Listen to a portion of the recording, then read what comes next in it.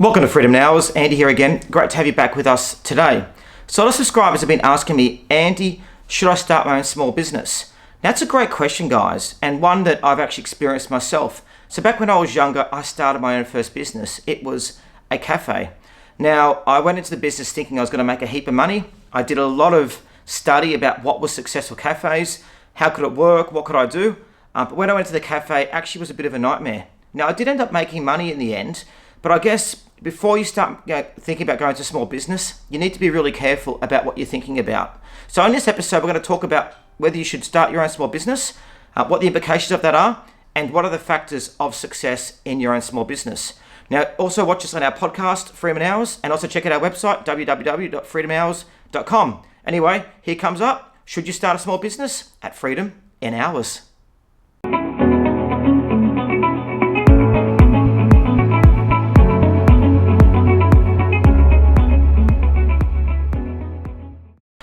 So should you start your own small business? Well, an answer, yes, you should. Now, while 80% of small businesses do fail within the first 5 years, that doesn't mean you can be successful. Now, back when I started my cafe over 20 years ago, there wasn't a lot of opportunities online to make money. Most of the business was in, your retail, your bricks and mortar stores. So what I had to do is to buy a cafe, I had to spend $250,000. I had to employ 30 staff. I had to take a lease that was going to cost me $1 million and put all that risk into starting my own cafe. Now, the challenge with doing that is if the cafe was to go wrong, which it did, all that money was on the line. Now, back then, I took the investment from my parents, and it was a big investment for them to do. Now, I ended up selling the cafe for nearly $500,000, so it was very successful, but it was through a lot of work over 2 years. And what that taught me is you don't have to spend a lot of money or take over premises to be successful in business. You can take small steps. Now, what I mean by taking small steps, well, say for example, you've got nearly no money in your bank account. You could start by doing a YouTube video, such as I've done here. A YouTube video could be a way of getting advertising, getting sponsorship revenue, getting your name out there. But also from a YouTube video, you can do public speaking, you can do websites, you can become an expert in your field and build your business that way. So you can also start websites, you can go and do Fiverr, you can do odd jobs here and there. So taking a small business these days doesn't actually involve having to buy a business or take over one. That being said though, actually purchasing a small business can be a very, very good way of being successful. So take the cafe, for example. When I took it over, I knew the cafe was quite run down. Staff were unhappy, the menu was bad, there was no advertising, there was no promotions, it was disorganized, there was poor motivation. And I knew that if I went in there and I dressed up the menu, motivated the staff, trained people, did good promotions, made the food, made the coffee, made it something special that people could remember, I would become a leader in the marketplace. But what I didn't realize is how badly the business was run. You see, when you purchase a business rather than starting your own one, there's a lot of risks involved. And the fact is because you don't always know what you're coming up against. You see, I did all the research in buying a business. I checked out the marketplace, I checked out the customers, I checked out what other people were doing. I had a good look. But the reality is I missed certain things. And I think that's because I was quite young. I was only 20 when I started the cafe. Even though I look like I'm in my early 20s now, but I was quite young. And the impact of that was that my business knowledge wasn't as much as it was. Now, I did read books, I did get out there and learn things, but I wasn't smart enough. Now, as I talk about in this video, I had a mentor, John, many years later, after the cafe, who taught me a lot more about what I could do today. And I think if you're going to go into a business, just make sure that you're not going to go and risk too much money. Either be an expert in the field. So say, for example, you're a marketer, start a marketing business. If you're a doctor, you could start a pharmacy, for example, or a medical center. If you're an engineer, you could start an engineering firm.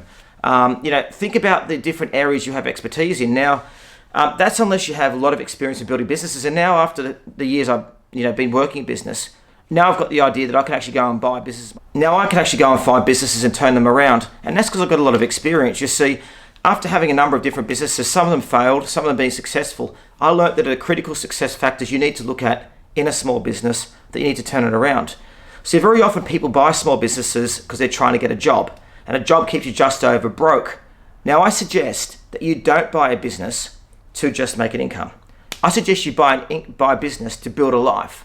So number one, would you go and buy a corner shop? I would suggest it. Not many of them are around anymore. And the reason being is because they would purchase just to sell goods to the local community. How big could it be? Well, let me think for a minute. If you were to buy a corner shop that you could then do catering, that you could then do deliveries, that you could then provide advice and service to local community. If you could turn it into a post office as well, straight away you could be getting economies of scale. The same thing with the cafe. Would you buy a cafe these days? No. But would you buy a cafe that could do catering, that you could do wholesale coffee, that you could put your own coffee maker in there and actually blend coffee for other places? That would be a good idea. So start to think about, if you buy a business, how big can it grow? Where can it go to? So yes, I've talked about building businesses online and building websites, etc. But you can actually go and purchase businesses that people haven't seen the truth in. So going back to why people buy a business, see, a big thing is people are retired, for example. They're not working anymore. They have a great idea, which I'm not against, mind you, but they have a great idea to go and buy a business. They've got no experience. So say they decide to go and buy a hotel, for example. Great, buy a hotel. It's got a pub, it's got accommodation. What a great idea. But they know nothing about bookkeeping. They know nothing about staffing, marketing, product keeping, and they go in there. Well, what happens? Well, they go into the business and they ran it like they did in a job. So they may have been a hairdresser. They bought a hotel, but they don't have any of the fundamental business skills in regards to running a hotel. So, and what happens is that the turnover drops down, the staff go, the business plummets. People like me then go in there and buy those businesses, and I know how to do marketing, I know how to do staff, I know how to run things, and I turn around and build it up. Now, I'm not saying that because I like to prey on the lack of success of other people. I believe in helping people, and I do a lot of business mentoring myself with small business owners to try and turn things around. And one of the big books I read was actually Michael Gerber's E-Myth. I don't know if you heard of that. And it talks about how people go into business because they've got technical abilities. A baker wants to bake, for example, but the baker doesn't want to be an entrepreneur. He doesn't want to build something that's bigger than what he is. So the E-Myth is really, really good. I read that many years ago. And he also read E-Myth Revisited, which is quite good, which is very, very powerful. But I guess part of Freedom Now is what I'm going to be doing is doing a series of podcasts and videos regarding how to be successful in business. Also, what kind of businesses to buy. But I thought this video would start with by talking about why you should buy a small business, or if you should. And you definitely should. But there's a lot of chance to make success. My fortune got built on buying businesses and turning them around. We'll talk a bit more about how to buy distressed businesses and what to look for. But really, you need to think about being a business owner, not being a worker. You can't go into a small business thinking that you're going to go and work in it. You need to go into a business thinking, how can I get it to work for me? You really, at the end of the day, don't want to be going into your business. You want staff to look after it. You want to turn it into an asset that generates income. So when I look online, I look at the small business opportunities for sale. To be honest, 99% of them I just don't even look at, because they're all just for people wanting to have a job.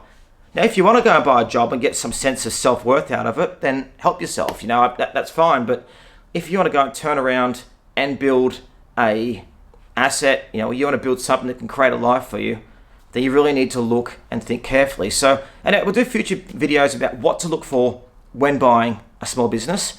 But a small business, it can be anything. It can be from, buying a retail business, buying an online business, starting your own business up. Quite easily, people drop ship, people find trends and act on them. I even know someone that's created a t-shirt store that's been very, very successful, and they sell something like 1,000 t-shirts a week. It's excellent. So, yes, you should start a business. Be careful about what business you're going into. Have a plan. Have a plan about what market you're going to fulfill, what business you're going to have, where you're going to add value, how you're going to know about what you're doing, and how you're going to back that up in the future.